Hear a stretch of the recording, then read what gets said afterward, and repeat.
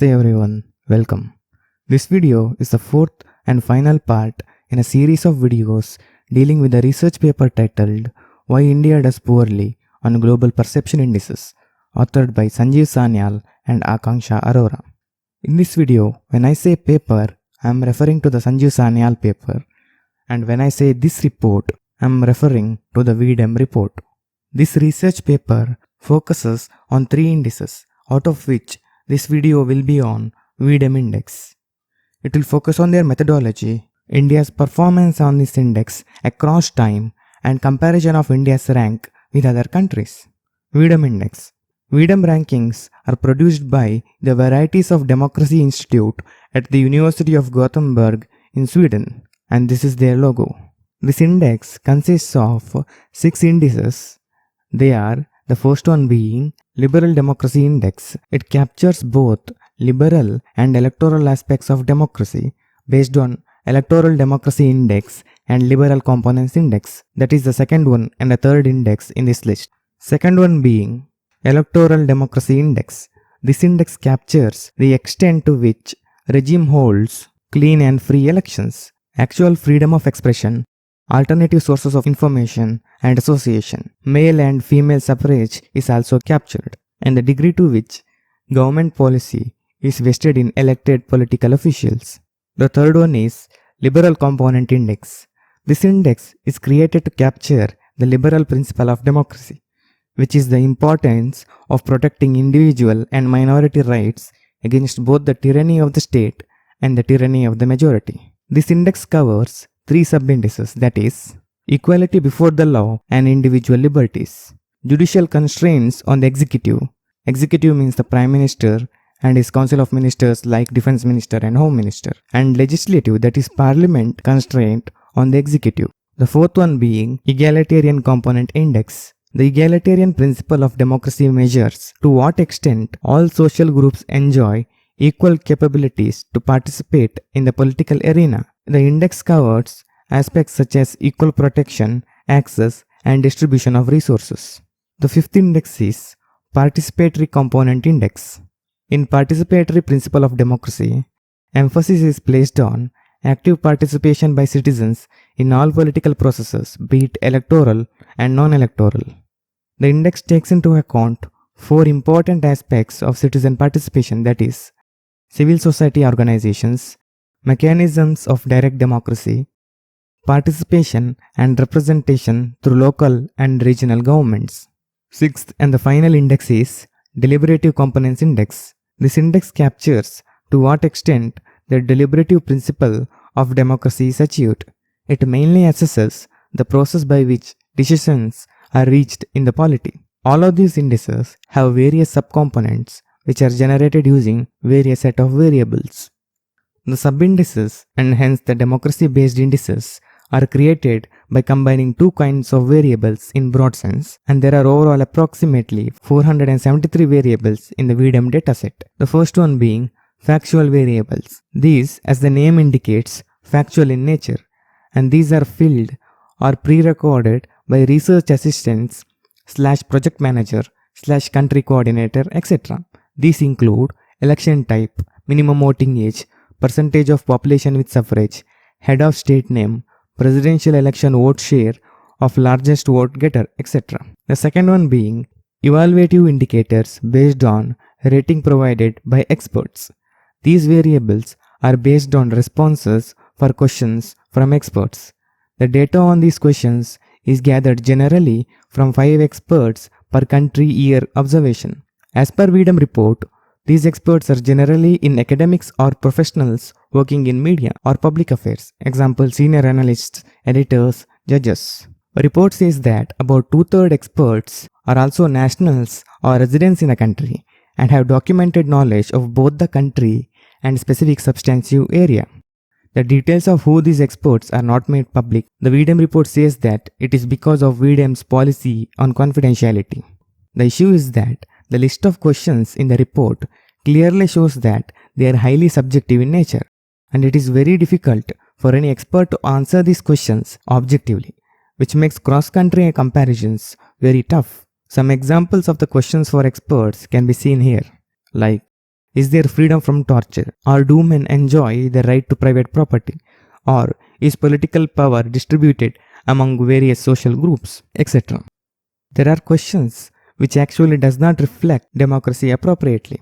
One sub-index in V-Dem Participatory Component Index is direct popular vote.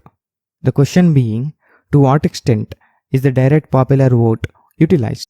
Here, direct popular voting refers to an institutionalized process by which citizens of a region or country register their choice or opinion on specific issues through a ballot.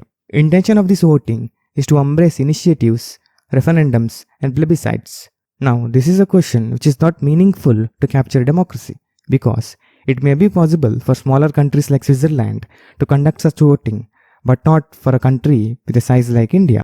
India, and even US for that matter, gets a score of 0 on this variable, whereas Afghanistan gets 0.02, Belarus 0.064, and Cuba 0.151, which places them above India and US in this category. Now coming to India's performance in this index. The scores on most of these V-Dem indices have been declining for India since 2014, and India was downgraded to electoral autocracy in 2021. The scores have declined on 4 out of 6 indices. The score on Liberal Democracy Index reduced from 0.567 in 2013 to 0.357 in 2021. During the same period, score on Electoral Democracy Index declined from 0.695 to 0.444.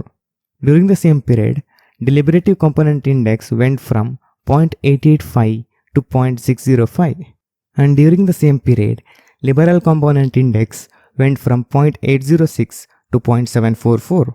The scores on other two indices, that is Egalitarian Component Index and Participatory Component Index, remained almost same during this time. This table shows the scores of 6 indices under V-Dem Index all the way from independence. You can also see the sharp drop since 2014 and even the dip during the emergency period. Now if you observe, today's score is similar to that of the emergency period. Now all we have to ask is whether today's condition in India is similar to that of emergency period, where there were obvious political repression, suspended elections, and censored press. And the arbitrary nature of this index comes out because of this. An interesting observation this paper makes out from the V-Dem index is that India does well on objective parameters such as share of population with suffrage or share of direct popular vote, but shows sharp decline in categories which are based primarily on expert opinion. One such example is under freedom of expression and alternate information, where the score declined from 0.882 in 2013 to 0.598 in 2021. This is based on a question such as, is there self-censorship among journalists and reporting on issues that the government considers politically sensitive? And is there media bias against opposition parties or candidates? And of the major print and broadcast outlets, how many routinely criticize the government? Another interesting observation this paper makes out from the V-Dem index is that in V-Dem index, articles from media seem to have been cherry-picked and judgments have been made on that basis. For example, the V-Dem index report notes that there have been decline in autonomy of the election management body. It also mentioned that the overall freedom and fairness of election also was hit hard with the last elections held under PM Modi's regime in 2019, precipitating a downgrading to electoral autocracy. However, the report does not provide any solid basis for coming to this conclusion. Now we'll see how India's score compares with other countries. Keep in mind, India's rank in V-Dem Liberal Democracy Index is 93. Cross-country comparisons show that countries which are recently formed or have reported some clear political issues have better ranks than India. Take for example, the Kingdom of Lesotho has a rank of 60 in the report. This country started having democratically elected government first in the mid-1990s and has faced various disruptions after that. In 2014, there was a military coup that replaced the then Prime Minister.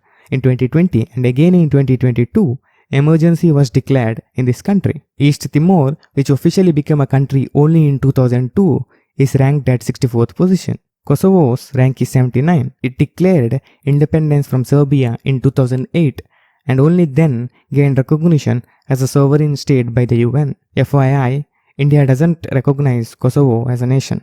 Nepal and Bhutan have higher rank than India even though they are very recent democracies.